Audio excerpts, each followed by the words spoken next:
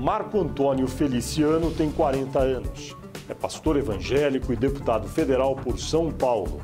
Filiado ao PSC, o Partido Social Cristão, foi eleito em 2013 presidente da Comissão de Direitos Humanos e Minorias da Câmara dos Deputados. Formado em teologia, Marco Feliciano é autor de livros e músicas relacionadas à religião. Em 2008, na Assembleia de Deus, fundou o seu próprio ministério, chamado Catedral do Avivamento. Em 2010, disputou a eleição para deputado federal por São Paulo, seu primeiro cargo público. Foi eleito com 212 mil votos, o 12º mais votado entre os 70 deputados eleitos por São Paulo. Ao assumir a presidência da Comissão de Direitos Humanos da Câmara, foi acusado de ser homofóbico e racista. Ele nega. Vários grupos de representantes de minorias e até mesmo o presidente da Câmara, Henrique Alves, pediram sua renúncia. Mas Marco Feliciano diz que não deixará o cargo. Olá, internauta, bem-vindo a mais um Poder e Política Entrevista. Este programa é uma realização do jornal Folha de São Paulo e do portal UOL. E a gravação é realizada no estúdio do Grupo Folha, em Brasília. Entrevistado desta edição é o deputado Marco Feliciano, do PSC de São Paulo, presidente da Comissão de Direitos Humanos e Minorias da Câmara dos Deputados.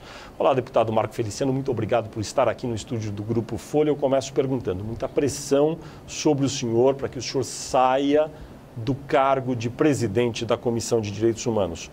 O senhor vai sair ou vai permanecer?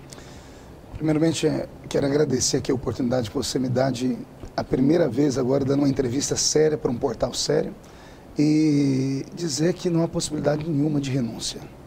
Não há possibilidade nenhuma de renúncia, até porque eu não cometi nenhum crime, não passei por nenhum tipo de julgamento, nenhum tipo de tribunal, e o que tem acontecido é apenas a força de um grupo da sociedade que luta muito para que eu, debaixo dessa pressão, saia do cargo. Só que pressão é meu sobrenome. Desde criança eu vivi sob pressão. Nasci de uma família pobre e vivi até agora. Nesta terça-feira, dia 2 de abril, haverá uma nova reunião de líderes partidários na Câmara e supostamente o senhor seria convidado e seria feito um apelo ao senhor. Se esse convite vier a ser feito, o senhor vai comparecer à reunião e como aceitaria esse apelo? Bom, eu não recebi o convite ainda, eu também fiquei sabendo pelos veículos de comunicação. Eu estou estudando se eu vou atender esse pedido, até porque já foram feitas várias reuniões acerca desse assunto e regimentalmente não tem que ser feito. O meu partido, dentro da pluralidade, da proporcionalidade, ficou com a comissão. O meu partido já se posicionou dizendo que nós não abrimos mão dessa comissão. Eu já me posicionei dizendo que não abro mão da comissão. Então eu não sei o que faria nesse colégio de líderes. E ali para ser oprimido e achincalhado por um grupo de pessoas que, na verdade, deveriam defender o parlamento e não abrir um precedente como nesse momento está sendo feito, eu acho que é muito perigoso. O presidente da Câmara dos Deputados, o deputado Henrique Eduardo Alves, do PMDB do Rio Grande do Norte, já manifestou algumas vezes a opinião a respeito desse seu caso, dizendo que o ideal talvez fosse, não com essas palavras, mas dando a entender isso, que o senhor deixasse o cargo de presidente. O presidente da Câmara acerta ao dizer isso? Não, nesse momento ele sofre uma pressão. Todos nós sabemos que o nosso presidente, o deputado Henrique Alves, ele chegou à presidência também debaixo de muita pressão, debaixo de muita luta.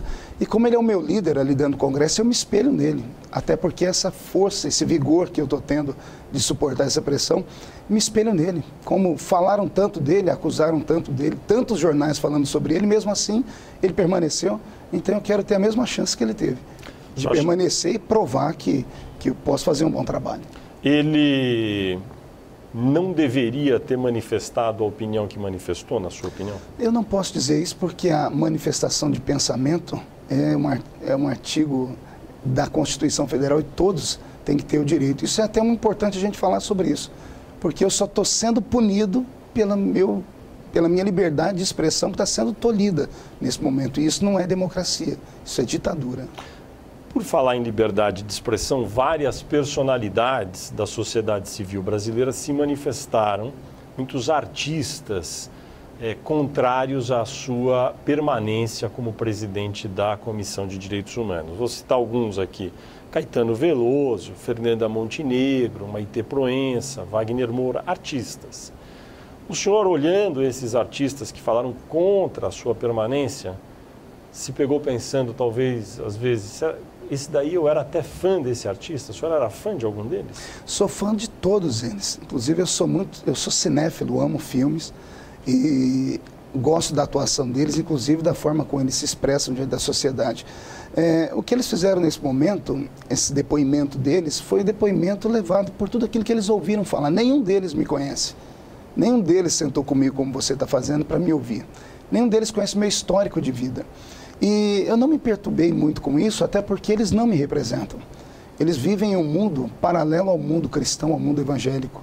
O mundo evangélico nosso é um mundo muito nosso, é um mundo diferente. Nós não somos pautados pela mídia, nós não somos pautados por artistas, até porque os artistas têm o seu estilo de vida, são progressistas por natureza.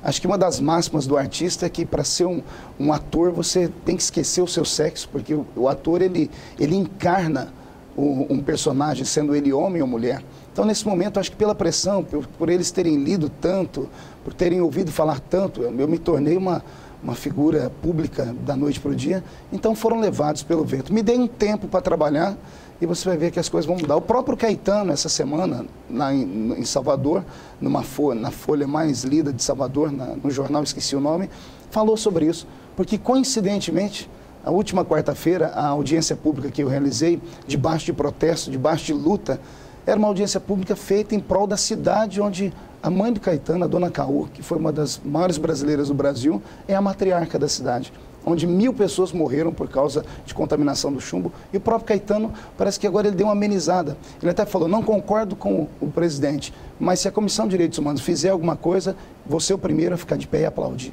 O senhor, no último fim de semana, esteve em Passos, Minas Gerais, e daí uma notícia da sua apresentação lá dá conta que o senhor, mencionando a Comissão de Direitos Humanos, presidida agora pelo senhor, disse que pela primeira vez alguém iluminado pelo Espírito Santo está no comando e que antes o colegiado era, entre aspas, dominado por Satanás. O senhor se referia aos ex-presidentes da comissão? Bom, veja só, eu não disse isso. Tenho gravado a mensagem que eu preguei lá. As pessoas tendem, nesse momento, a me ridicularizar por ser um cristão atuante, por ser um protestante fervoroso. Eu não disse isso em momento nenhum. Disse sim que eu sou um homem inspirado pelo Espírito Santo, e eu creio nisso. Disse que aquela comissão ela era regrada por pessoas que tinham um pensamento muito contrário à família brasileira. Você sabia que no ano passado, se não me falha a memória, no mês de julho, outubro, a Comissão de Direitos Humanos, ela patrocinou um seminário chamado Diversidade Sexual na Primeira Infância. O nome pesa para quem compreende um pouco. Primeira infância de 0 a 6 anos. E eu tentei ali assistir, porque fui hostilizado pelo grupo GLBT que ali estava, ao ouvir uma mulher do MEC, outra pessoa do Conselho de Psicologia Federal, pessoas de autarquias reconhecidas do Brasil, dizerem que criança não nasce homem nem mulher, nasce gênero. Como não nasce homem nem mulher, não se pode tolir o direito da criança quando pequenininha, curiosa, querendo tocar no órgão genital da outra, não se pode impedir. Porque se você impedir uma criança de fazer isso, ela pode crescer com complexos e pode ser irreversível. E a mulher que estava falando isso termina dizendo assim, sorrindo, deixe as nossas crianças brincarem e se descobrirem. Tem vídeo sobre isso. Então a Comissão de Direitos Humanos foi usada por isso e nesse momento eu me levantei contra isso naquele tempo e me tornei então como se fosse o inimigo número 1 do movimento que agora me persegue. Mas uma criança, um bebê, deve ser proibido de tocar num outro bebê nesse caso? Veja só, a criança está aprendendo. Se sexo é uma orientação, então vamos cuidar. Não se pode extrapolar os limites e fazer uma criança descobrir antes do tempo aquilo que deve ser descoberto. Sexo não é brincadeira. E criança, eu aprendi isso com a minha mãe. E aprendi isso lendo a Bíblia. Ensina o menino no caminho que deve andar e quando ele crescer, ele nunca vai se desviar dele. Então, tem tempo para tudo. E com criança de 0 a 6 anos não tem que ouvir essas coisas e nem aprender essas coisas. Cabe ao pai e à mãe a educação do seu filho. O senhor é fundador da Catedral do Avivamento. Poderia explicar como que é o funcionamento da igreja, quando ela foi criada, o tamanho, o número de fiéis, onde ela se encontra? Nossa igreja é uma igreja pequena. O nome da minha igreja, na verdade, é Igreja Evangélica Assembleia de Deus de Orlândia, porque é a cidade onde eu nasci e fundei a igreja lá. Nosso ministério tem pouco mais de 4 anos. Nós temos cerca de 14 ou 15 congregações. A maior congregação que temos, ela comporta 800 pessoas sentadas. E a menor, ela comporta 10, 15 pessoas sentadas. Então é um ministério novo, é uma igreja pequena. Somando todas as igrejas, nós não temos mais do que 1000 pessoas, porque é um ministério novo. É uma igreja sempre no estado de São Paulo? Sempre no estado de São Paulo, com exceção de uma igreja que nós temos no Rio Grande do Sul, na cidade de Gravataí, e uma outra na cidade de Sacramento, Minas Gerais, que é bem próximo à divisa de São Paulo. A de Gravataí já era uma igreja que existia e o pastor pediu cobertura espiritual para nós e nós fundimos o ministério. O correto é dizer que é um ministério dentro do âmbito da Assembleia de Deus, exatamente. É isso? A Assembleia de Deus é uma igreja muito grande, nós temos a Convenção Geral das Assembleias de Deus e nós temos as convenções estaduais. Eu pertenço à Confradesp, que é a confraternização das Assembleias de Deus do Estado de São Paulo, e pertenço à CGADB, que é a Convenção Geral das Assembleias de Deus. O meu pastor presidente, o líder denominacional, é o pastor José Wellington Bezerra da Costa. A Folha de São Paulo publicou uma reportagem na qual indica que 5 pastores da sua igreja recebem por trabalhos que deveriam prestar para o senhor, na Câmara dos Deputados, porém trabalham apenas na igreja. Como o senhor responde a isso? É muito confortável essa pergunta e até essa, entre aspas, acusação. Nossas igrejas funcionam à noite. À noite, depois que o horário de expediente normal de trabalho já terminou. Nós temos 2 ou 3 cultos à noite por igreja. E o meu eleitorado é um eleitorado fiel. Eu tive 211.855 votos segmentados do movimento evangélico. Nada mais justo do que eu ter assessores, pastores, para lidar com as demandas do povo evangélico. Nossas igrejas, e esses pastores, inclusive, todos eles estão aptos para trabalhar na parte de recuperação de droga-dependentes. Nós internamos esses últimos 4 anos mais de 100 meninos desses, mais de 30 foram recuperados e voltaram para a sociedade e estão hoje com a família. Então nós temos um trabalho social muito grande. As igrejas funcionam à noite, pastor não é profissão, pastor é vocação, e isso não impede que eles sejam meus assessores. Então, o senhor está dizendo que eles, durante o dia, trabalham para o senhor, para auxiliá-lo no seu mandato, e à noite como pastores na igreja, é isso? Exatamente. O cargo pastoral tem uma palavra que eu sempre esqueço ela quando eu vou falar, é voluntariado. A igreja, ela é movida por pessoas que de bom grado vão e prestam seu serviço à igreja. Isso por uma vocação divina. Quero falar sobre a arrecadação de dinheiro no âmbito de várias religiões, inclusive na sua. Na internet há vídeos disponíveis de várias religiões, já inclusive com o senhor, recolhendo contribuições em dinheiro dos fiéis. Tem um caso que é até uma motocicleta que é doada. Minha pergunta, há, às vezes, exagero na coleta do dízimo em algumas religiões? Olha, eu posso falar pela minha. A Assembleia de Deus é uma igreja muito equilibrada, principalmente na parte de oferta e ofertório.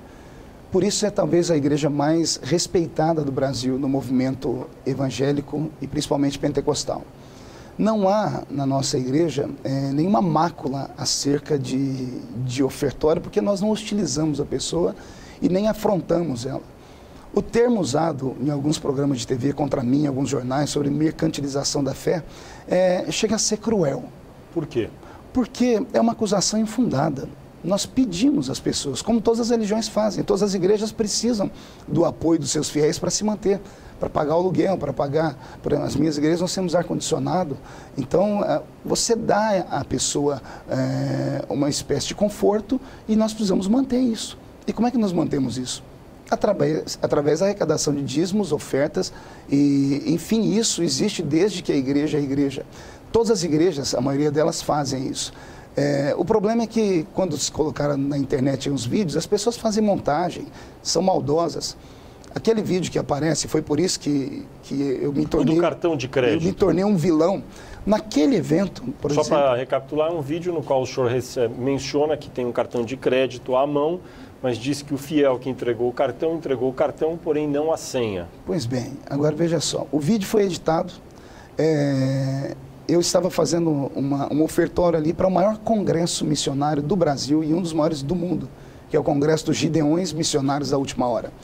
Gideões Missionários da Última Hora sustentam hoje, fora do Brasil, mais de 1.200 famílias de missionários.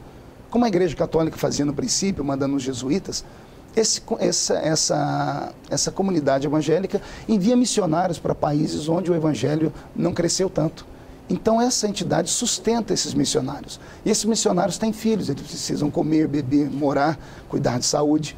Essa entidade também cuida de 30 mil crianças no norte e nordeste do Brasil, onde dão estudo, onde dão comida a essas crianças. Mas o caso específico do cartão? Então, foi nesse evento, aquela oferta estava sendo levantada para isso.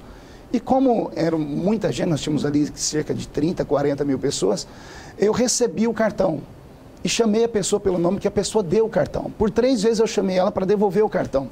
Não, como a pessoa não vinha, eu brinquei. A gente faz isso. Eu tenho uma veia humorística também. Nós não somos só centrados e fechados, nós temos humor. E eu brinquei, eu falei assim, ó, não adianta dar o cartão sem a senha, porque aí não funciona. Foi apenas isso que eu disse. Foi uma brincadeira, um momento de descontração. Eu tenho um vídeo do garoto do cartão que veio e me procurou, porque ele se viu na internet, na televisão, e me deu um depoimento. Se você quiser, depois eu posso mandar ele dizendo do que aconteceu na vida dele depois daquilo. Então, isso foi uma mera especulação, foi de uma baixeza sem tamanho. As pessoas tentaram expor alguém ao ridículo por causa disso. Que é o seu relacionamento com líderes evangélicos de outras religiões? Por exemplo, vou citar alguns muito conhecidos: Edir Macedo, da Igreja Universal, Silas Malafaia, que é Assembleia de Deus também, Valdemiro Santiago, da Igreja Mundial do Poder de Deus. O senhor se relaciona com eles, os conhece e o que acha deles? Veja só, eu conheço eles pela internet, conheci o apóstolo Valdomiro quando ele esteve aqui em Brasília, no plenário, conversamos alguns minutos, e para minha alegria ele disse que os obreiros dele, os pastores, assistem os meus DVDs. O pastor Silas Malafaia é um grande líder assembleiano, é também um pastor muito polêmico. Nós já tivemos pregando em alguns eventos juntos, tivemos algumas divergências teológicas, mas é um homem que me respeita e eu respeito muito. Bispo Macedo é um grande líder, é um líder de um movimento neopentecostal. Também temos divergências teológicas, mas em Cristo mais são as coisas que nos unem do que nos separam. Mas eu não tenho convivência com eles. O senhor falou que o Edir Macedo é líder de um movimento neopentecostal. No caso da sua igreja, especificamente do seu ministério, o senhor classificaria como neopentecostal? Não, nós somos pentecostais. Pentecostais. Pentecostais. Tá certo. Igreja Católica. O senhor tem algum relacionamento com algum líder da Igreja Católica e o que acha da ação da Igreja Católica? Veja só, eu tenho, nesses últimos anos como deputado, ou nesses últimos 2 anos, eu conheci algumas pessoas do movimento da Igreja Católica. Inclusive, na última audiência pública, tinha um padre, um polonês, que é aqui de Brasília, tem uma paróquia muito bonita aqui, e ele é um ferrenho lutador contra o aborto. E como eu me tornei aqui também alguém que defende a vida, que é contra o aborto, fizemos um pacto, uma aliança. Tenho alguns contatos com algumas pessoas da CNBB, mas com os grandes líderes do movimento católico não tive contato, até porque quase não tem tempo, né? Acredito que nesse momento todos eles me conhecem, até porque o que eu sofro hoje de perseguição dado ao movimento GLBT, a Igreja Católica sofre isso no mundo todo. Inclusive o novo Papa Francisco, na Argentina, quase foi linchado por esse grupo. Então nós temos algumas coisas que acredito que nos fazem pensar iguais. O novo Papa da Igreja Católica, o Papa Francisco, agradou ao senhor? Veja só, ele não é o meu líder, é um líder de uma grande igreja. O pensamento dele comunga com o meu. Então, nesse quesito, eu fiquei feliz por termos ali um Papa que ainda é bem ortodoxo, que é conservador e que prima por aquilo que eu acredito também, que a família ela é a base da sociedade. Aliás, a família é antes da sociedade, a família é antes do Estado. Então, nós não podemos destruir a família. Se você destruir a família, você destrói a sociedade, destrói o Estado. Isso já aconteceu em outras civilizações. Então existe uma proteção. É preciso ter o contraponto e o contraditório. O senhor acha que existem religiões mais certas do que as outras e religiões até erradas, que pregam coisas erradas? Olha, eu sou um teólogo, eu estudei muitas igrejas, muitas religiões. Eu evito falar das outras. Eu tento fazer alguma coisa boa com a minha. A minha religião, o cristianismo, ele tem várias vertentes, é como uma grande árvore. Desculpa. Jesus é o tronco, a raiz, né? E os galhos são as ramificações. Na fritada dos ovos, todos falam da mesma coisa. Queremos o céu, queremos o bem-estar da pessoa aqui, acreditamos que existe o certo e o errado e lutamos pela condescendência dos bons pensamentos, dos bons costumes. Islamismo. O islamismo é uma religião muito forte, né? E é uma religião, nesse momento eu até penso que nós do Ocidente precisamos pensar um pouquinho mais acerca deles. Você nunca vai ver ninguém fazer com alguém do Islã que estão fazendo comigo. E olha que o Islã, eles têm uma condenação sobre o ato, por exemplo, da homossexualidade ferrenha. Eles tratam a ferro e fogo, inclusive punem com a morte. É correto? Não, jamais. A vida é um dom. Só quem deu foi Deus e quem pode tirar é Deus. O Islã, nesse caso, erra, na sua opinião? Erra porque ferem o ser humano. Mas, voltando aí naquele pensamento, você nunca vai ver ninguém se levantar contra o Islã. O movimento LGBT jamais vai bater de frente com o Islã, porque sabe que o Islã, eles, embora sejam crentes na sua fé, eles defendem com a mesma arma que aqueles que os condenam. Se for preciso, eles vão para as vias de fato. Coisa que um cristão jamais vai fazer. Coisa que nós, crentes... As pessoas perguntaram, você está sozinho nessa luta? Não, não estou. Eu tenho pelo menos 50 milhões de evangélicos orando por mim. A arma do crente é essa, ele ora. Ele fala com Deus e não parte para a briga, nem para o grito, nem para a histeria. Judaísmo. A religião cristã tem os seus fundamentos no judaísmo.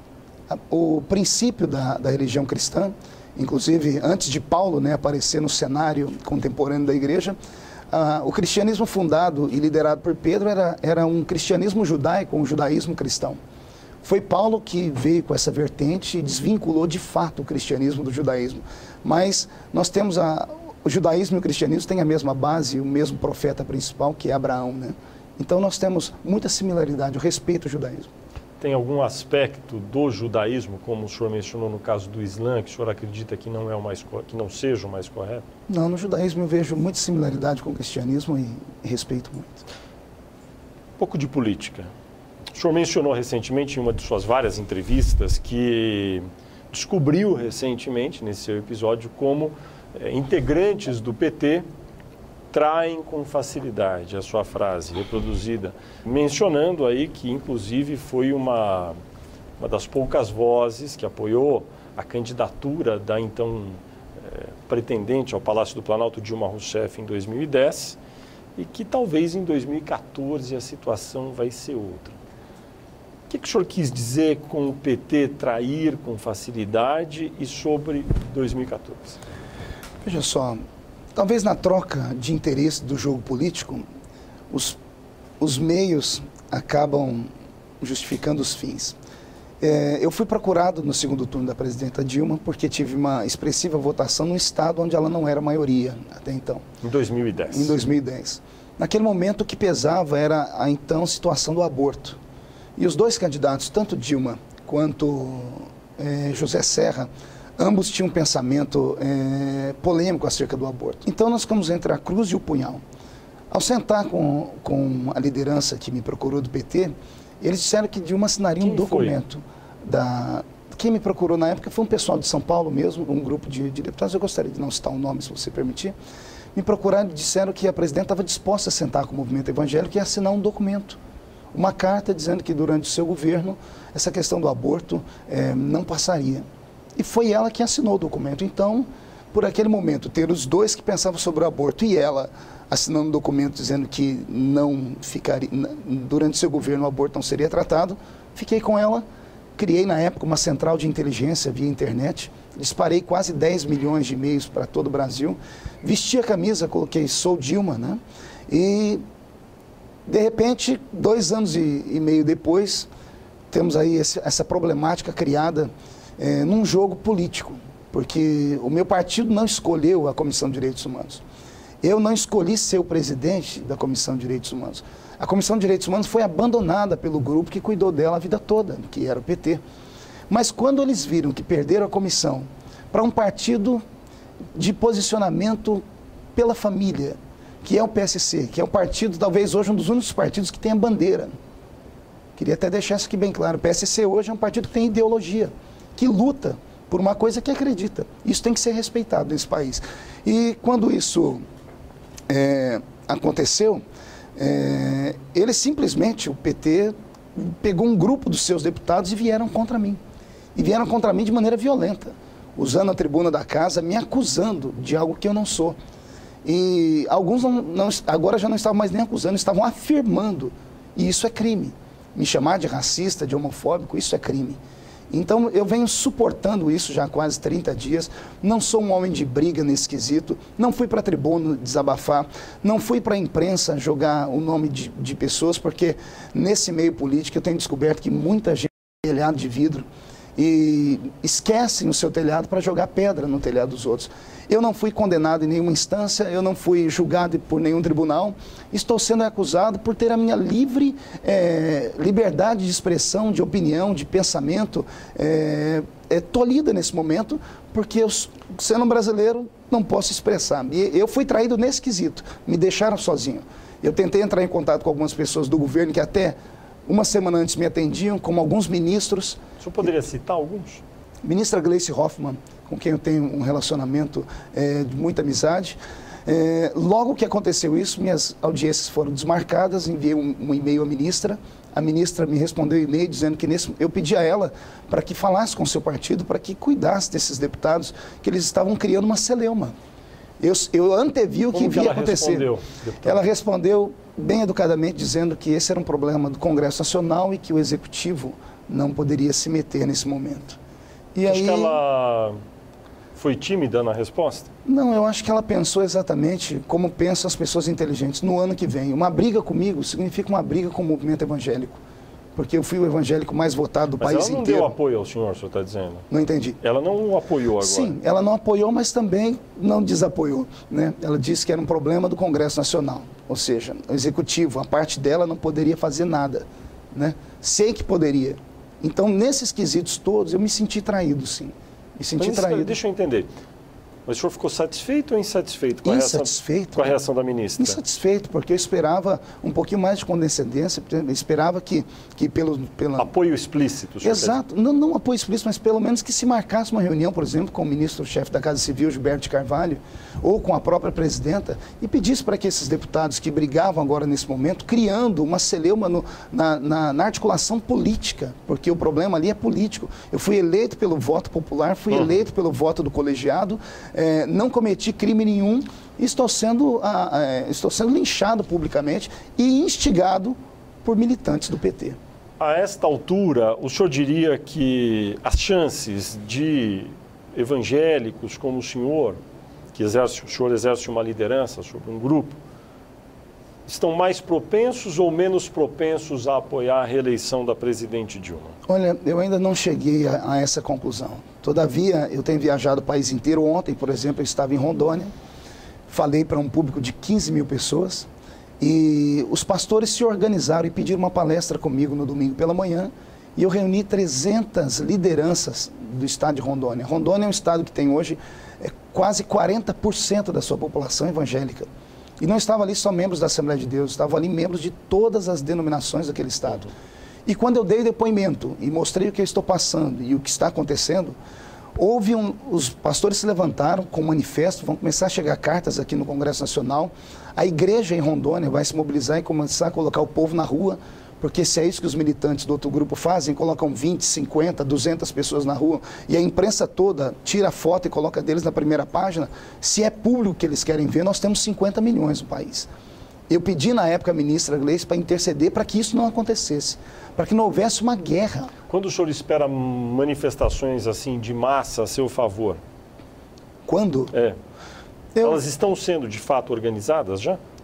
Muitas pessoas já estão se mobilizando, muitos líderes já estão se levantando. Marcada? Não, ainda não. Deve ser por esses próximos dias. Nós temos aí grandes lideranças como Virão a Brasília? Como vai ser? Vai começar por isso. Eu vou deixar aqui um ponto de interrogação para que as pessoas esperem. Daqui 2 semanas, por exemplo, aqui em Brasília, nós vamos ter a Convenção Geral das Assembleias de Deus. 24 mil pastores assembleanos já estão inscritos. Aqui em Brasília. O senhor espera o apoio deles? Eles já estão me apoiando. Só que a nossa maneira, o nosso manifesto é diferente. Nós não nos manifestamos com grito, com pulo, com xingamentos, com opressão. Nós nos manifestamos de maneira pacífica e bem equilibrada. O senhor diria que dos pré-candidatos já apresentados a presidente Dilma Rousseff, candidata à reeleição, há outros 3, pelo menos, sempre citados: Aécio Neves, do PSDB, Eduardo Campos, do PSB, e Marina Silva, ainda de um partido em formação, a Rede. Desses 4, qual teria, ao seu juízo, mais condições de talvez atrair o seu apoio? Veja só, como eu te disse, eu ainda estou pensando em tudo isso. Eu ainda não tive, no meio desse fogo cruzado, eu não tive tempo ainda para analisar o perfil de 2, pelo menos, desses candidatos, que eu não conheço muito bem. Mas o perfil da Marina Silva eu conheço. Marina é evangélica, né? E a presidente Dilma, ela, pelo menos até nesse momento, mesmo não tendo se pronunciado publicamente, ela tem atendido as demandas dos evangélicos, como na questão do kit gay.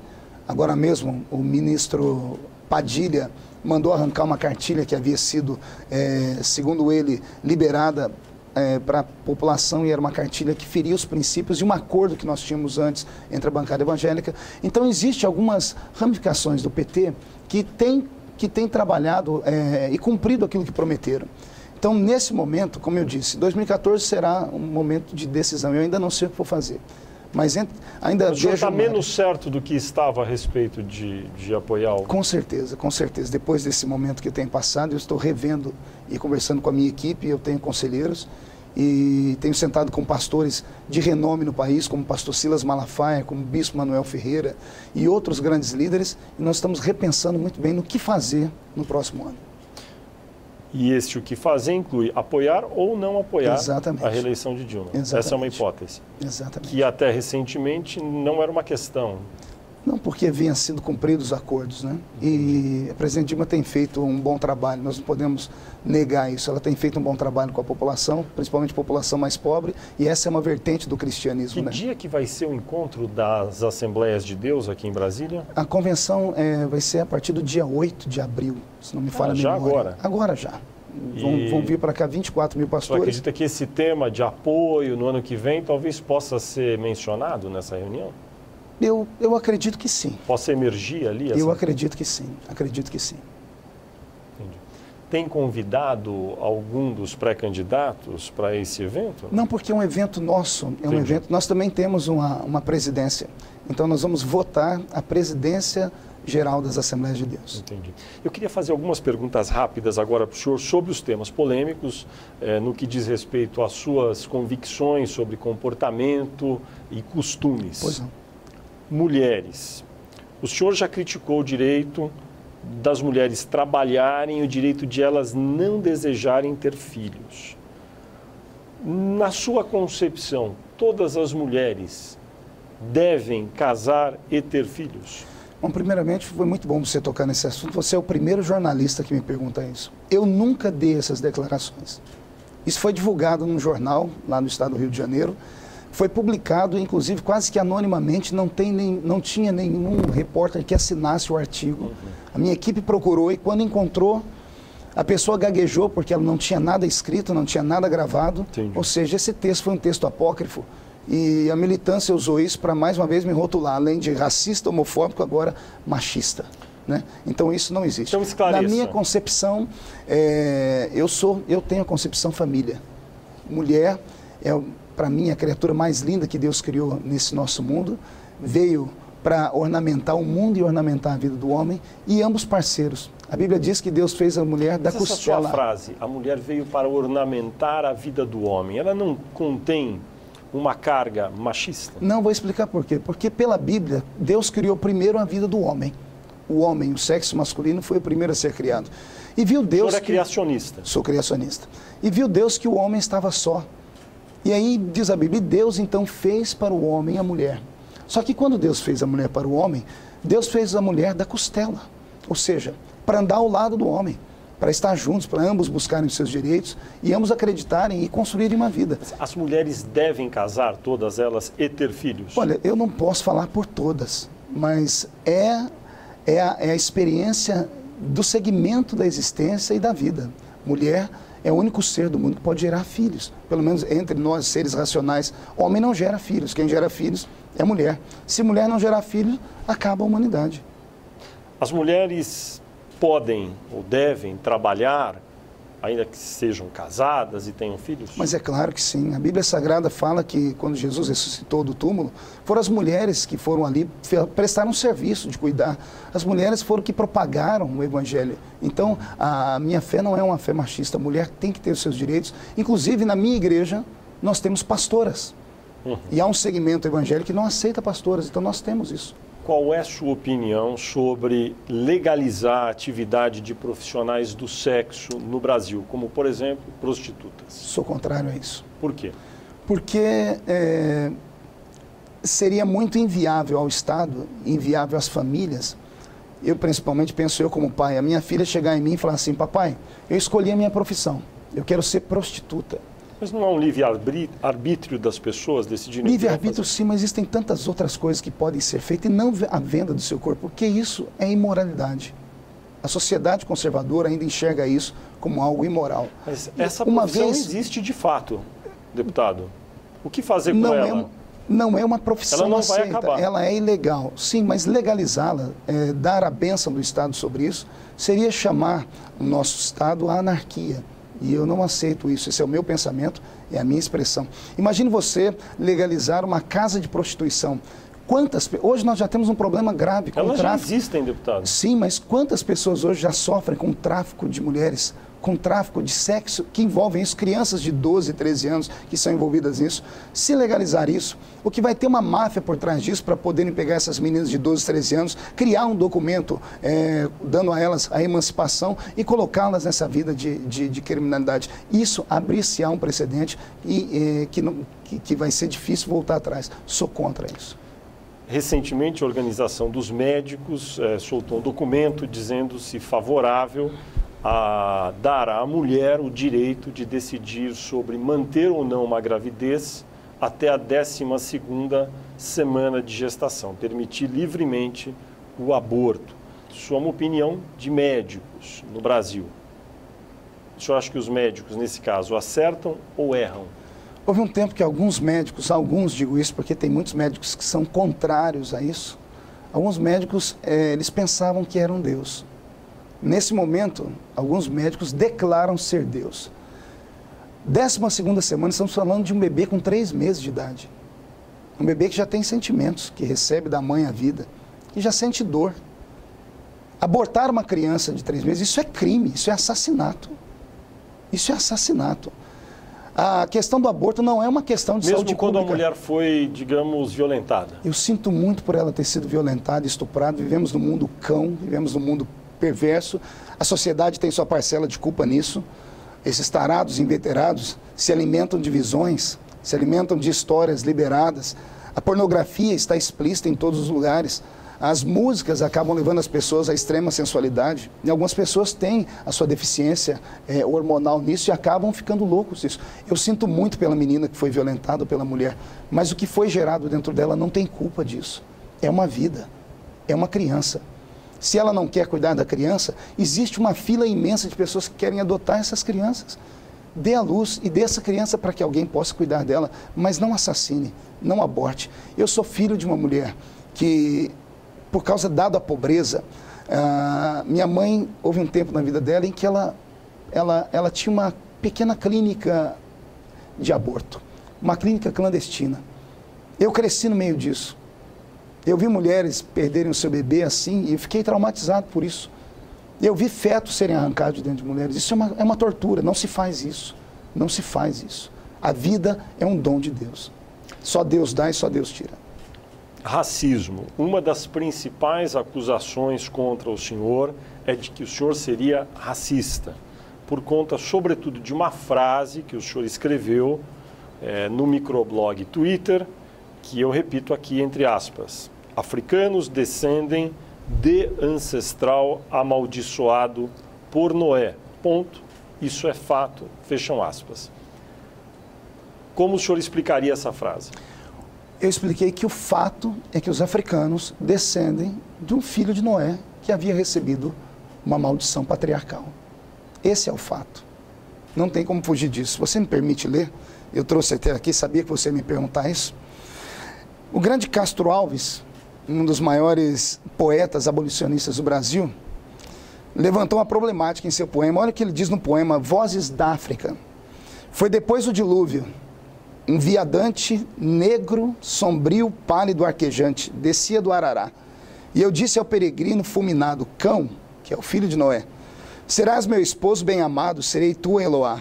Desde este dia, o vento da desgraça, por meus cabelos ululando, passa o anátema cruel. As tribos erram do areal nas vagas e a nômada faminto conta as plagas no rápido corcel. Vi a ciência desertar do Egito, vi meu povo seguir, judeu maldito, trilho da perdição. Depois vi minha prole desgraçada pelas garras da Europa arrebatada, amestrado falcão. Um abolicionista cita o que eu citei. Um filho de Noé que desce aqui do dilúvio e que tem a pele da sua cor, a cor da sua pele negra, e que corre sobre ele algumas desgraças em forma de maldição. E nem por isso ele é racista. Mas veja só, as circunstâncias e as conjunturas vão mudando conforme a sociedade vai evoluindo. Recentemente houve inclusive uma polêmica sobre livros de Monteiro Lobato, o senhor deve ter acompanhado, se eram ou não eram racistas, as histórias do sítio do Pica-Pau Amarelo. Para nós isso é uma coisa horrível. Conforme vão evoluindo os povos, as sociedades, os conceitos, também as interpretações mudam. Nesse caso específico, ao citar essa frase, que aos olhos de outros pode ter conteúdo racista, o senhor deveria ter um cuidado talvez maior ao citá-la para não permitir que ela ficasse fora do contexto? Eu jamais pensei que isso aconteceria, até porque eu estava falando no Twitter, e um homem que fala 140 caracteres não pode ser medido só por ele. Para ser racista você tem que ter um histórico. Mas hoje, se fosse hoje, como o senhor escreveria isso hoje? Escreveria da mesma forma, só que imploraria para as pessoas, a frase não termina aqui. Cortaria umas 3, 4 palavrinhas e assim, continua. E continuaria escrevendo embaixo, porque da outra vez eu estava citando pensamentos filosóficos, citei várias vertentes, incluindo essa. O senhor seria mais cuidadoso, então? Terminei dizendo que toda maldição foi quebrada na cruz de Cristo, ou seja, não há mais maldição nenhuma. Eu apenas citei que toda maldição podia ser quebrada na cruz de Cristo, mas a maldade está nos olhos de quem vê, Fernando. As pessoas viram maldade nisso. Quem fez isso? Eu sei quem foi. Foi um grupo de pessoas que ficam na internet, são pagos para isso, um grupo de militantes. Quem são eles? O movimento GLBT. Isso não tem dúvida nenhuma, já procurei, nós temos os IPs deles, eu tenho tudo isso catalogado. Eles pegam tudo que eu falo... Fez uma investigação sobre quem são? Tudo que eu falo, eles pensam e jogam de maneira a me denegrir. Essas pessoas, o senhor pretende buscar alguma reparação na justiça? Olha, eu poderia fazer. Mas eu não sei se vale a pena, porque eles acabaram empesteando o país inteiro com esse pensamento. Acabaram sendo maldosos. Semana passada... Quem acabou empesteando? O grupo, esse movimento GLBT. Procure aí nas ruas, nas fotos das pessoas, dos movimentos que são contra o racista aqui, entre aspas. Vê se você encontra esse pessoal, só o movimento GLBT. Eu li agora essa semana, se você me permite citar aqui, isso me trouxe conforto, que eu descobri que eu não sou o único que sou perseguido. O Prêmio Nobel da Paz, você deve conhecer muito ele, o Lech Walesa. Lech Walesa, essa semana, escreveu assim na imprensa mundial: homossexuais perseguem e castigam os héteros. Ele foi impedido de dar uma palestra nos Estados Unidos porque ele teve um pensamento contrário ao movimento. Pergunte à sua colega de profissão, a Raquel, aquela menina do SBT, Raquel Sherazade, o que aconteceu com ela quando ela se posicionou sobre a democracia. Ela não falou sobre o pastor, ela falou sobre a democracia, estão caçando ela. Pergunte à Rede TV o que aconteceu com eles há 2 anos atrás, quando num programa de brincadeira, falaram alguma coisa sobre homossexuais, o movimento LGBT entrou no Ministério Público e o Ministério Público tirou por 24 horas essa emissora do ar. Nem na Venezuela, de Hugo Chávez, tiraram uma emissora do ar por isso. Pergunte, só para concluir, pergunte ao reitor da Universidade Mackenzie, uma das maiores universidades do nosso país, o que aconteceu com eles há 2 anos atrás, quando ele se posicionou contra o casamento homossexual, depedraram a universidade. Então, existe uma ditadura chamada, que eu coloco o nome dela aqui, já é citado, Olavo de Carvalho fala muito sobre isso, gaysista. Eles querem impor o seu estilo de vida e a sua condição sobre mim. E eles lutam contra a minha liberdade de pensamento e a minha liberdade de expressão. Eles lutam pela liberdade sexual deles. Só que antes da liberdade sexual deles, que é secundária, tem que ser permitida a minha liberdade intelectual, a minha liberdade de expressão. Eu posso pensar. Se tirar o meu poder de pensar, eu não vivo. Eu vegeto e morro. Deixa eu fazer outra pergunta agora sobre costumes e suas convicções a respeito de gays. O senhor me corrija, mas até onde eu vi vídeos na internet, o senhor sugere que a AIDS é uma doença gay. No entanto, há muitos heterossexuais com o vírus da AIDS. Por que a AIDS seria uma doença gay? Quando eu citei isso, eu estava num momento de muita pressão por esse grupo. Eles acabam destruindo a paz de qualquer ser humano. Eles perseguem a minha família, perseguem minhas filhas, eu tenho crianças. E naquele momento eu falava sobre o porquê as pessoas não falam mais de AIDS no Brasil. Ora, a AIDS desapareceu, Fernando? A AIDS não desapareceu. Pegue a última declaração do ministro Padilha sobre a AIDS, ele vai dizer: a AIDS cresceu no país nos últimos 2 anos em 50%. Desses 50%, o grupo que mais corre risco e mete medo no Ministério da Saúde é o grupo de homossexuais. Eles ainda são o grupo de risco mais perigoso e que acabam passando esse vírus com mais facilidade. Luiz Motti, num programa do Jô Soares, disse assim que ele, em pouco tempo, em pouco mais de 10 ou 15 anos, teve 500 parceiros homossexuais. O estilo de vida homossexual é perigoso. Mas então, ainda assim, o senhor acredita que é uma doença dos gays? Vou continuar dizendo. A princípio, quando ela chegou no nosso pensamento, no nosso Brasil, no Ocidente, veio como sendo, e não fui eu que coloquei esse título. Procure na internet, vocês vão encontrar. A AIDS era uma doença gay.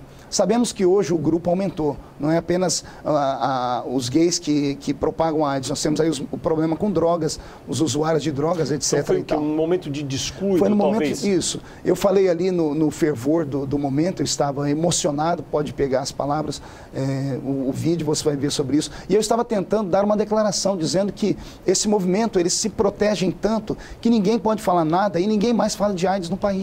Porque quando fala de AIDS, lembra de homossexuais. Deixa eu fazer uma pergunta, deputado. O senhor é um líder religioso e um líder tem responsabilidade Sim. sobre o que fala. Todos têm, mas o senhor não é que fala para tantas pessoas. No caso da frase no Twitter, talvez pudesse ter colocado aquela observação, continua. No caso agora da AIDS, doença dos gays, talvez pudesse ter sido um pouco mais comedido ao falar. O senhor não se excede com muita frequência?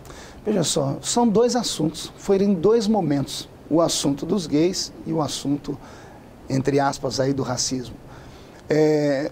Algumas dessas declarações eu dei há anos atrás. O senhor não daria mais essas declarações dessa forma? Hoje pensaria de outra forma para falar, porque hoje eu começo a entender o que é a vida pública. Eu nunca havia sido nem vereador, né? Eu tive essa expressão de votos aí, e as pessoas que votaram em mim, votaram porque sabem que eu sou contundente nos meus posicionamentos e corajoso. Hoje usaria outros tipos de palavras, talvez falaria as mesmas verdades de outra forma. Existem várias maneiras de dizer uma verdade, né? Seria um pouquinho mais cuidadoso. O senhor acha que os gays, um homossexual, é alguém que padece de alguma patologia? Bueno, se eu falar patologia, amanhã eu vou ser crucificado de novo, porque vamos falar de doença. Não, a homossexualidade, não posso falar mais homossexualismo, né? Eu posso falar heterossexualismo, mas não posso falar homossexualismo. A homossexualidade, ela não é uma patologia. Todavia, Como a senhora classifica essa opção sexual? Eu a vejo ela como um fenômeno comportamental. É um fenômeno de comportamento que até alguns anos atrás era tratado à luz da psicologia, e a psicologia estava avançando. Eu conheço muitas pessoas que eram e não são mais. são casados, O senhor têm filhos. acredita em pessoas que são, que têm a opção homossexual, que são homossexuais e que deixam de ser? Acredito piamente, tenho provas disso. Tenho amigos que são, tenho amigos que hoje têm família e que hoje dão testemunhos pelo mundo, escreveram livros sobre isso. É uma orientação, eles mesmos dizem. Se é uma orientação, a pessoa pode ser reorientada. Na sua igreja há esse tipo de orientação também para, eventualmente, um gay que procura para mudar a orientação? Não, nós não explicamos isso à pessoa. No culto nós pregamos a palavra. A própria palavra se incumbe de libertar. Jesus disse assim, ó, conhecereis a verdade e a verdade vos libertará. Tem casos na sua igreja de ex-gays? Muitos, muitos. Muitos quantos? Muitos. Eu não seria difícil falar que a minha igreja, que você fala, Assembleia de Deus, nome de qualquer... E a sua em particular? A minha igreja é uma igreja com 5 anos. Nós temos pessoas que frequentam, né? Tem pessoas que chegam na igreja, nós não sabemos se ela é gay ou não. Ninguém chega aqui com a plaquinha dizendo assim, eu sou gay. Tem uns que são estereotipados, mas tem uns que não são. Então eu não sei te dizer ao certo. O senhor presenciou já alguma, enfim, conversão desse tipo? Muitas, muitas. Muitas, muitas, muitas. Inclusive, eu ministro pelo Brasil inteiro e alguns deles hoje são palestrantes, têm família formada, sempre estão em programas de televisão, inclusive. Então, o senhor acha que esse tipo de abordagem não o classificaria como homofóbico? Como alguns acham que o senhor é... De maneira nenhuma. Vamos falar o que é homofobia. Homofobia, ao pé da letra, seria medo do homem, ou medo do homem que tem uma opção sexual diferente.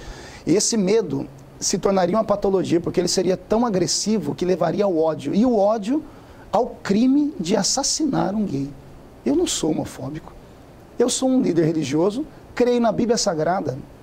O meu livro de cabeceira, o livro que me regra, o livro que mudou minha vida é a Bíblia. E a Bíblia Sagrada é contrária à prática homossexual. Então, é o meu direito pensar assim. Agora, veja só, você falou sobre um assunto que, se você me dá um minutinho, uma pessoa hétero que está com uma crise de identidade sexual. A pessoa cansou de namorar uma mulher, um homem cansou de namorar uma mulher, e ele está com um problema psicológico, ele vai ao Conselho de Psicologia Federal ou a um psicólogo e diz, olha, eu queria me reorientar, eu não sei, de repente eu passei a ter uma paixão por pessoas do mesmo sexo. O psicólogo está amparado pela lei do Conselho de Psicologia Federal para cuidar da pessoa. Se houver alguém no sentido contrário, um homossexual, ele cansou desse estilo de vida, de repente ele viu que não dá certo, ele quer se reorientar, ele procurar um psicólogo e falar assim, olha, eu sou homossexual, mas eu quero voltar, eu quero que você me ajude a voltar como eu era antes quando eu nasci. Eu gostava de mulher ou eu gostava de homem, eu quero que você me ajude a reorientar. Sabe o que o psicólogo vai dizer para ele? Por favor, saia do meu consultório agora, porque se alguém souber disso, eu vou ser cassado pelo Conselho de Psicologia Federal. É uma desproporcionalidade. Você pode para um lado, mas não pode para o outro. O movimento GLBT se levanta com uma doutrinação nacional. Eles se levantam nesse nosso país como uma ditadura gay, e eles forçam as pessoas a pensar o que eles querem. Veja agora, por exemplo, as manifestações contra mim sobre os artistas. Começaram a dar beijo na boca, não foi? Vários artistas fizeram isso. Você viu algum artista masculino dar um beijo na boca de um outro artista masculino? Não tem. Por quê? Porque eles sabem que isso vai chocar a população, porque um beijo feminino talvez choque menos, é mais ou menos. Você acha isso que nunca vai haver aí nessas manifestações 2 atores homens se beijando? Não disse nunca. Eu disse que até agora... Eles vão evitar. Até agora não aconteceu. Porque eles sabem que quando colocar 2 homens se beijando na boca, na televisão, isso vai ferir uma população que é ainda conservadora. 2 mulheres ferem menos. Ferem menos. Ferem menos aos olhos. Gostaria de saber, por causa disso, é uma coisa que não é normal. Eu estava lendo agora um blog de um pastor muito conceituado, já é um vovô, e ele dizia semana passada, eu estava no shopping, dizendo ele, e na praça de alimentação, estava com os meus netos, 3 ou 4 criancinhas, família, praça de alimentação, domingo, shopping, e do lado deles sentou 2 homens homossexuais, eles começaram a se beijar. Não se atendo apenas ao beijo, começaram a se tocar. As famílias que estavam perto começaram a se levantar e a sair de perto deles. Ele, como é uma pessoa esclarecida, conhecedor da lei, chamou o segurança e disse ao segurança assim, aquilo ali é um atentado ao pudor, eles estão se tocando de maneira sexual na frente de todo mundo, você não vai fazer nada? O segurança disse para ele, senhor, me desculpa, se fosse um homem ou uma mulher fazendo a mesma coisa, eu poderia tomar qualquer providência, mas como são 2 homens, Se eu fizer isso ali, eles vão levantar e vão começar a gritar. E vão começar a dizer aqui que eu sou preconceituoso. E vai acontecer comigo o que aconteceu com o último guarda. Foi mandado embora e eu vou perder meu emprego. Então, por favor, perdoe, eu não posso fazer nada contra eles. É isso que o senhor chama de ditadura gay? Ditadura gay, eles impõem goela abaixo o sistema de vida deles, o estilo de vida deles. Eu não sou contra. O senhor é contra que 2 homens ou 2 mulheres em praça pública se beijem? Sou porque... É só um beijo, deputado? Mas é um beijo na boca, é um beijo que mostra muita intimidade. Veja um casal hétero se beijando na boca. Há 50 ou 100 anos, vários países e sociedades eram contra homem beijar mulher em praça pública. Daí evoluiu-se. Hoje é normal. Você não acha que é normal que aos poucos o beijo entre um homem e um homem, uma mulher também vá? Querido Fernando, citar para você o grande Freud. Né? Freud dizia assim, o que uma criança vê, ouve e sente de 0 a 7 anos, e depois se estende até os 12, será a base da construção do seu caráter. Quando você coloca isso exposto publicamente, põe uma criança a olhar, isso vai gerar na criança curiosidade, vai mexer com a mente dela e vai tirar dela a figura que ela tem de casa, vendo papai e mamãe. O senhor faria uma lei para proibir beijos entre pessoas do mesmo sexo? Não faria lei, eu apelaria para o bom senso, apelaria para que as pessoas tivessem um pouquinho mais... Hoje não tem uma lei sobre isso, não hoje tem, é permitido. Não tem, talvez nem vai ter. Permitido. Não tem nem vai ter, né? Até porque alguns deputados até batem no peito. Tem uma deputada aqui do Distrito Federal que diz, agora existem mais beijos em praça pública, agora existem mais isso ou mais aquilo. Veja a parada gay, a parada do orgulho gay.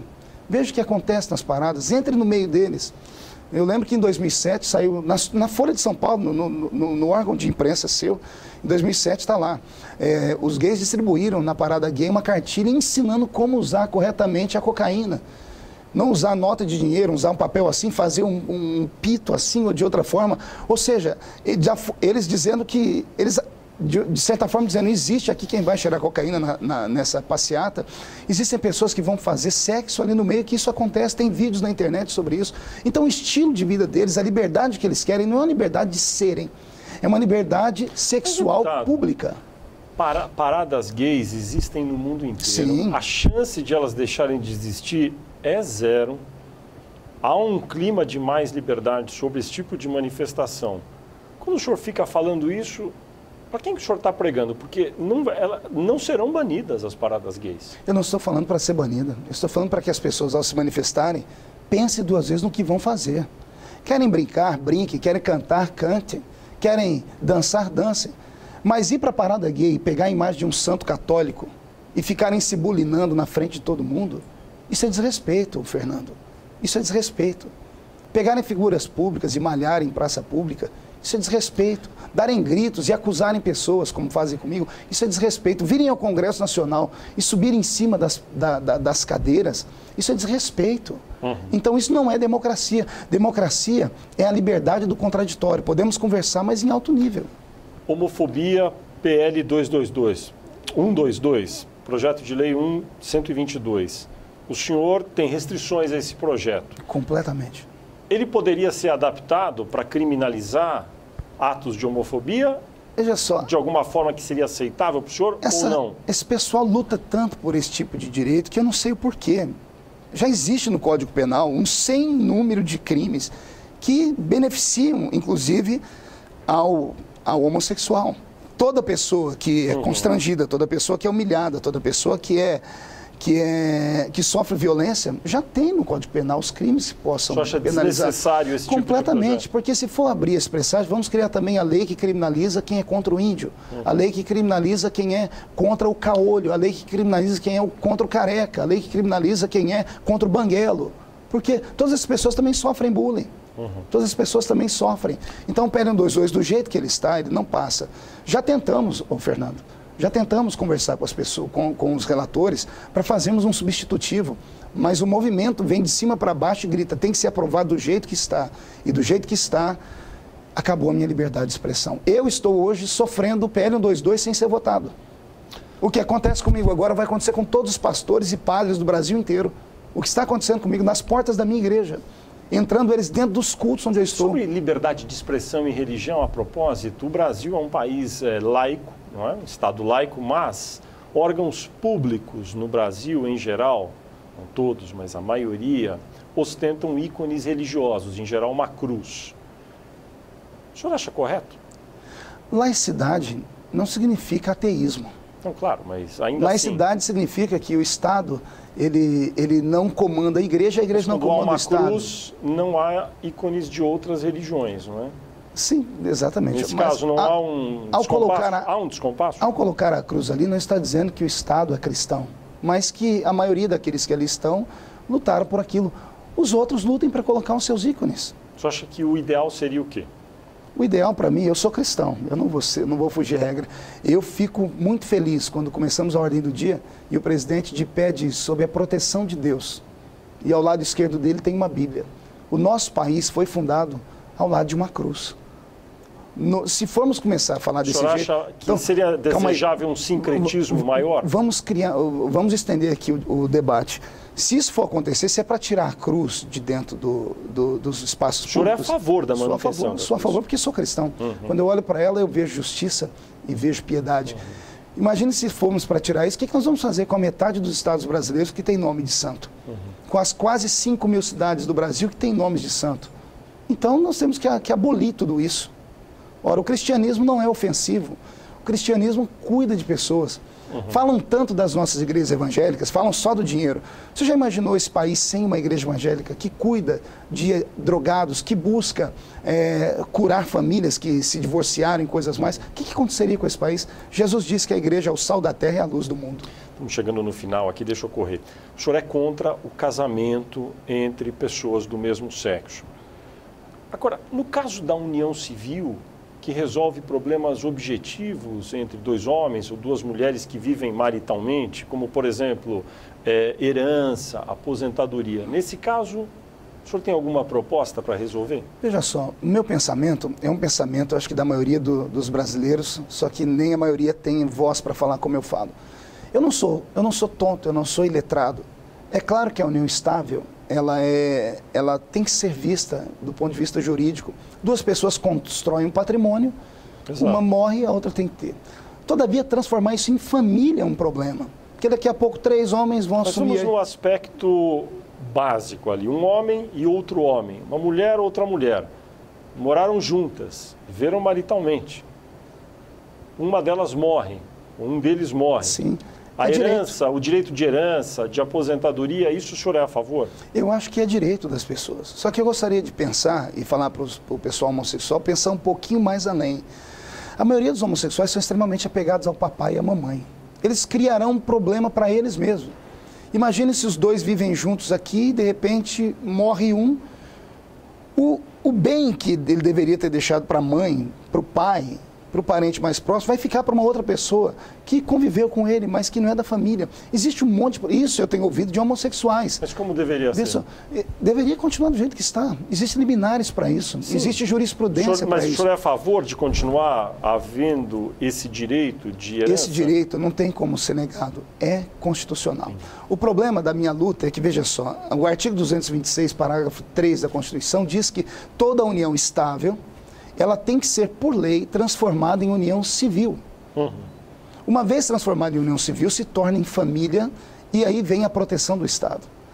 O problema é o que vem depois de tudo isso. O problema é que depois de união civil, eles podem querer a união religiosa. E se eu, como pastor, e o padre, como padre, não quiser fazer o casamento, nós podemos ser taxados como homofóbicos, como criminosos e parar na cadeia pelo PL 122. O problema é que depois do casamento religioso, eles podem querer, como já brigam, pela adoção de crianças.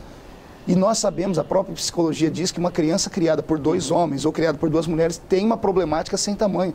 Tem um caso no Canadá de uma mulher criada por 2 mulheres... Mas há casos também que não acontecem isso. Sim, mas veja só, é maior o número de casos que acontecem do que os que não acontecem. No Canadá tem o caso de uma mulher criada por 2 homens, ela criou lá agora uma associação para cuidar psicologicamente das crianças que foram criadas por pessoas do mesmo sexo. Porque imagina uma menina criada por 2 homens e, como eu disse aqui, o movimento homossexual, não há limites, não há muita fidelidade entre eles. Eles trocam de parceiros com muita facilidade e expõem uma criança a isso. Será que é verdade isso que o senhor está falando? Tem dados científicos sobre isso? Tem dados existem instituições que estudam sobre isso, instituições cristãs, como tem as instituições deles que dizem o contrário. Existe, o que é fato é que isso acontece. Deputado Marco Feliciano, o senhor vai tentar se reeleger no ano que vem?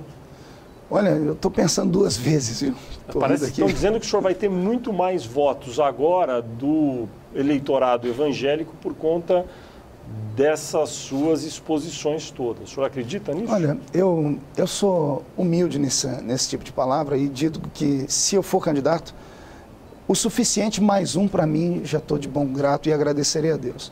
Se houver o que todo mundo está falando, que eu não acredito que isso aconteça, isso é mais uma fantasia, cria um ícone sem existir, né? Será muito bom para o meu partido que poderemos eleger mais pessoas que têm o nosso tipo de pensamento e a nossa formação. Quem é seu ídolo na política? Eu não tenho ídolo. Na política? O senhor admira alguém na política? Eu admiro pessoas na política. Eu admiro pensamentos. Eu admiro, por exemplo, ver Eduardo Cunha, quando na parte regimental. Eu acho Eduardo fenomenal dentro dos regimentos, conhece o trâmite da política. Acho interessantíssimo ver alguém que me bate muito, mas que para mim é um dos maiores, um dos políticos que mais discursam com segurança, que é Chico Alencar. Né? Então, nesses quesitos de tribunos, para mim são esses. Mas uma figura emblemática que marcou a minha vida desde criança sempre foi Ulisses Guimarães. Ulisses era... Por algum motivo específico? Era o cara, era um homem de um equilíbrio, de uma sabedoria, de uma sagacidade. Eu cresci ouvindo histórias de Ulisses, então eu gosto muito dele. Teve um festival de rock muito rumoroso, agora com muito público em São Paulo, chamado Lollapalooza. Uma das bandas, Pearl Jam, muito famosa dos Estados Unidos, elogiou a cidade porque disse que ali era possível haver união civil entre pessoas do mesmo sexo. O senhor gosta de rock, conhece essa banda, acompanha esse tipo de assunto? O que acha disso? Não conheço, eu li alguma coisa no jornal, essa palavra, que é uma palavra que chama atenção, né? Mas eu desconheço esse tipo de música. O senhor gosta de rock? Eu gosto de música, eu sou cantor. Eu sei, mas o senhor gosta de rock especificamente? Existe na comunidade cristã o white metal, né? Que é o rock branco. Então tem uma banda chamada Petra, que é uma banda americana, que eu gosto muito de ouvi-la. Né? Mas o som estridente... O rock tradicional, o senhor acha que ele é uma boa influência para a juventude? Olha, com as letras que tem, não. Se fossem letras politizadas, né, como o nosso Brasil tem muito rock politizado, né? As bandas aqui de Brasília encantaram a minha geração, inclusive. Mas o rock... O senhor gosta de alguma em particular? Não, eu acho interessante só. Eu acho só interessante. O rock americano, em algumas bandas, como AC/DC e algumas outras bandas pesadas, onde eles fazem apologia às drogas, apologia ao sexo livre, apologia ao ateísmo, criticam Deus, batem em Deus. Isso, para mim, tem uma influência horrível sobre a juventude. O senhor deu várias entrevistas nos últimos dias, semanas, o senhor é cantor e falou um pouco sobre os seus hábitos estéticos. O senhor disse que alisa o cabelo, faz as sobrancelhas. É isso mesmo? Que cuidados estéticos o senhor tem com a sua imagem? Veja só, eu gosto de olhar no espelho e enxergar uma pessoa de boa aparência. Porque bonita eu sei que eu não sou, né? Eu tenho espelho, eu olho para ele todo dia. O meu cabelo, quando criança, eu sofri muito bullying na escola. Por quê? Porque a minha pele branquinha e o meu cabelo sarará, né? Bem pichainho. E para cuidar de um cabelo assim é muito difícil, para pentear é muito difícil. Eu ouvia os meninos me chamarem de coisas ruins, me chamavam, me equiparavam ao urso do cabelo duro, me chamavam de Capitão Caverna. Então, quando eu tive, eu fui guarda-mirim também na minha cidade, e por 4 anos a regra da guarda-mirim era raspar o cabelo. Então, o cabelo que era crespo, durante 4 anos foi raspado, então ele era extremamente duro.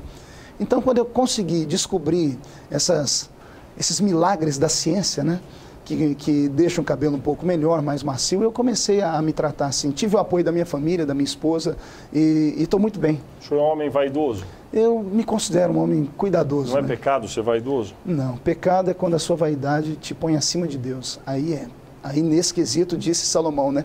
Vaidade, vaidade, tudo é vaidade. Então, nesse quesito, sim. Mas se cuidar, não. Eu estou cuidando do templo do Espírito Santo, né? O meu corpo é templo do Espírito Santo. E eu acho que uma pessoa bem apresentável, ela passa um pouco mais de respeito. Deputado Marco Feliciano, muito obrigado por sua entrevista à Folha de São Paulo e ao UOL. Eu agradeço você, agradeço a todo o seu público e que Deus abençoe toda a nação brasileira.